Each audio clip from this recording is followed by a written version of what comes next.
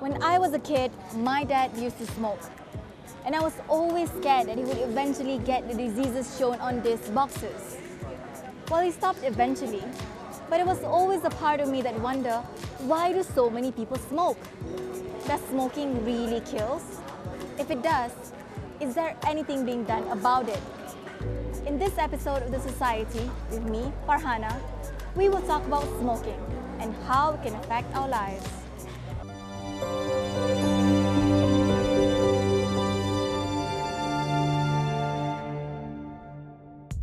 Smoking is a worldwide phenomenon. From world leaders to famous celebrities, everyone smokes. Today, more than 1.1 billion people in the world smokes. In Malaysia, it was estimated that nearly 5 million Malaysians aged 15 years and above are smokers. In 2016, one person in Malaysia can smoke up to 441 cigarettes per year. Many reasons have been cited as to why people start smoking. Peer pressure, coping with stress and overwhelming emotions, weight loss, or even just being around smokers can trigger someone to start smoking.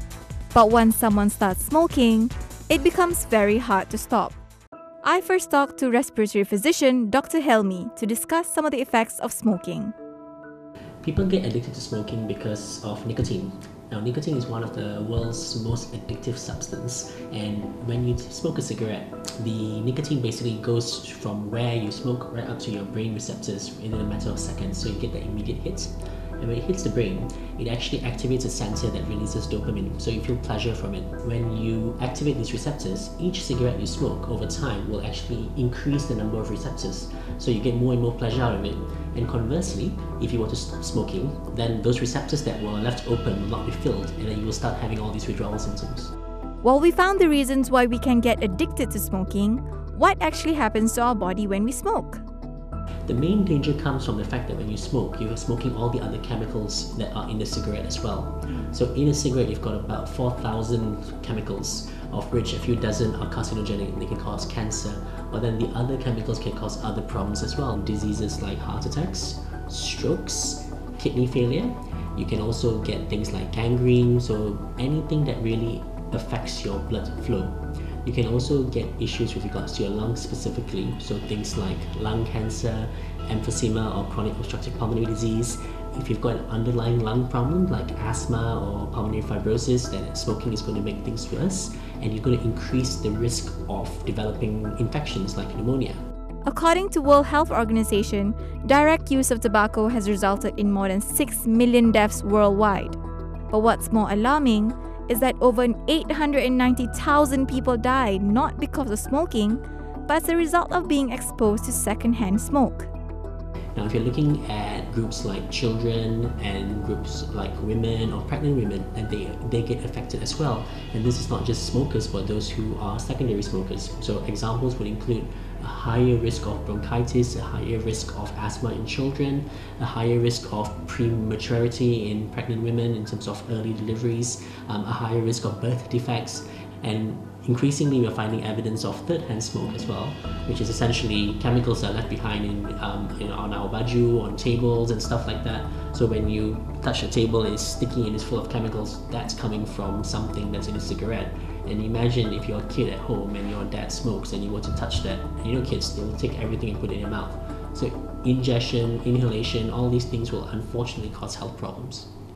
In light of all the dangers smoking can do to you and your loved ones, I also find out what happens if smokers try to quit. You get a lot of immediate benefits when you stop smoking. So within 20 minutes, you find that your heart rate actually drops. And then within 12 hours of not smoking, your carbon monoxide level drops. So it actually makes you breathe more healthily and actually allows you to do more work. Now within 48 hours, you get your sense of smell back, eat more, you can taste more, you can actually smell more, because once again your nerve endings aren't as damaged as before and things get opened up. Now, in that 48 to 72 hours though, is also a period where you get a bit of withdrawal symptoms. So you can become a bit more irritated, you can become a bit more edgy, you can start having tremors. Now, all these things are because you don't have nicotine in your system anymore. But once you get through this particular period of time, then you don't suffer from withdrawal symptoms anymore. And quitting becomes more about how you tackle all the habits that make you smoke. When you can get through that, then Within 9 months, you become less breathless. Within a year, the risk for a heart attack is half of that of someone who's still smoking.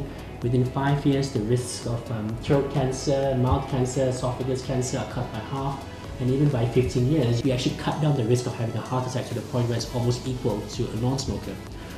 Ideally, the best is to quit before the age of 30. Then by the time you're 45, 50, you're essentially like a non-smoker.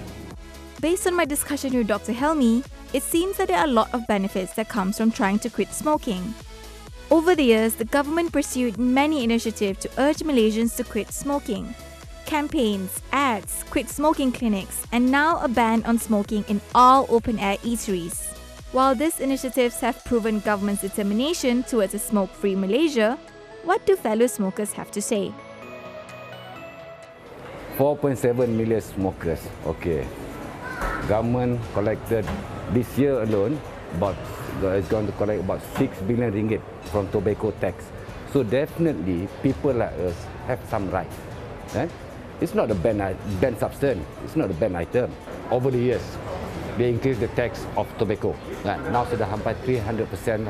Government buat larangan di pejabat-pejabat kerajaan. Fine. Itu hak kerajaan. Bangunan kerajaan, especially hospital, kami respect walaupun tempat tu buka, tak apa. Tapi kedai-kedai, kalau dah restoran mamak di tempat kami bersosial setiap hari, duduk jumpa kawan-kawan, tak boleh sokong. Macam I said before, agak keterlaluan. When you put a fine 10,000 ringgit plus jail term, you treat it as more than criminal. Even petty theft pun you kena pun 1,000, 2,000 ringgit fine. For we are the product of the 60 years government policy. Kalau dulu you tengok bola di Stadium Merdeka, you akan nampak iklan Dunhill, iklan Marlboro. So kita daripada that generation. And for this generation, by all means, please avoid smoking. It's no good for you. We try to stop. Jangan kata tak ada smokers yang orang kata tak cuba berhenti. Every day dia pasang azam untuk berhenti. While it is without a doubt that the tobacco industry contributed a significant amount to overall government's revenue, by 2025, it was reported that it would cost the government 7.4 billion to treat smoking-related diseases.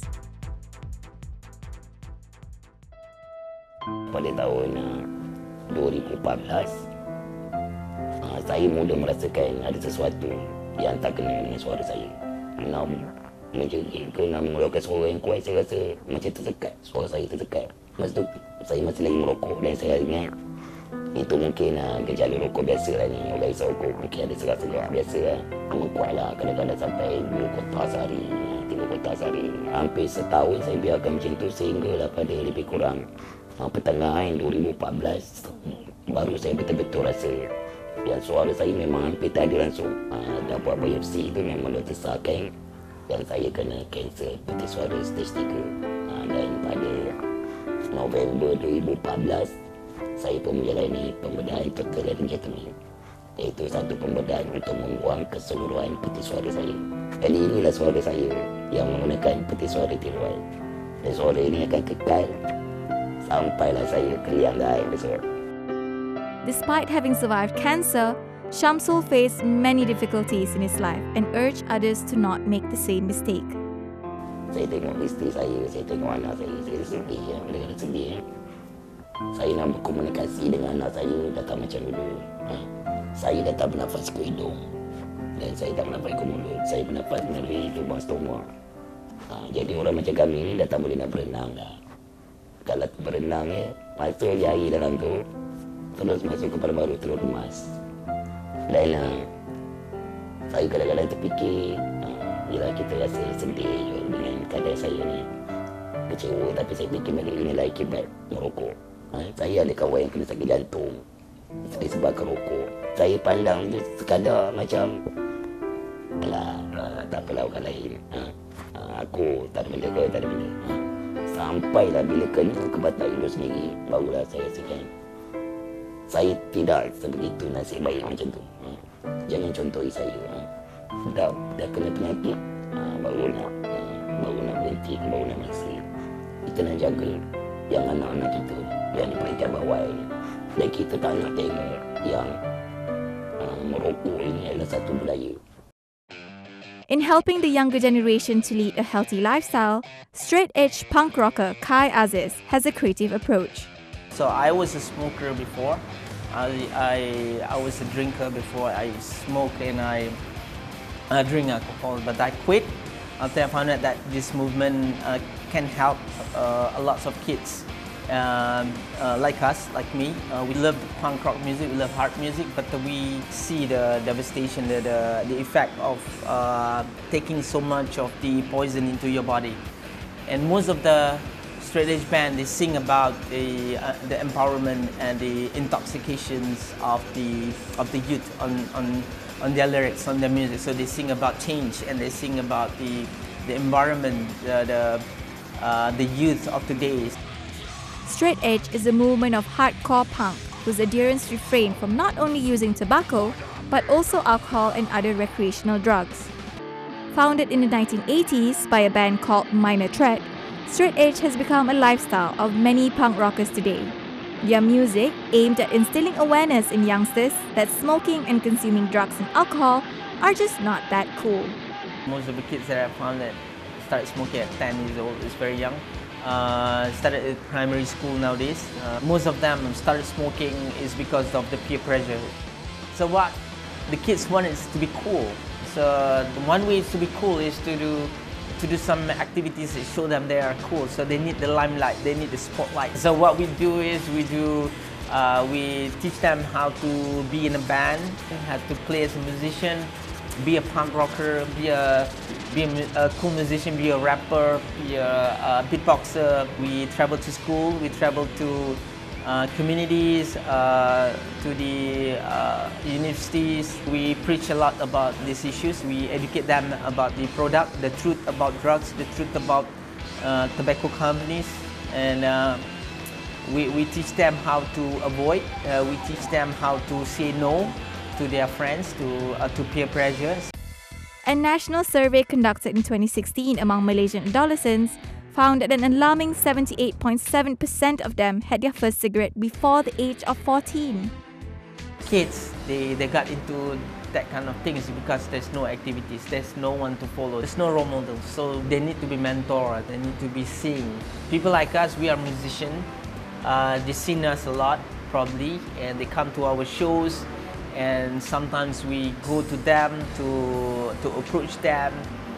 So this kid could be saved. It's not that they could not be saved because kids are starting to smoke around 9 or 10 years old, so they will be a chain smoker until they get 50s or 60s. This is what the company wanted. We are so much against that because for us we need to against all the companies that try to exploit our generation, our next generation.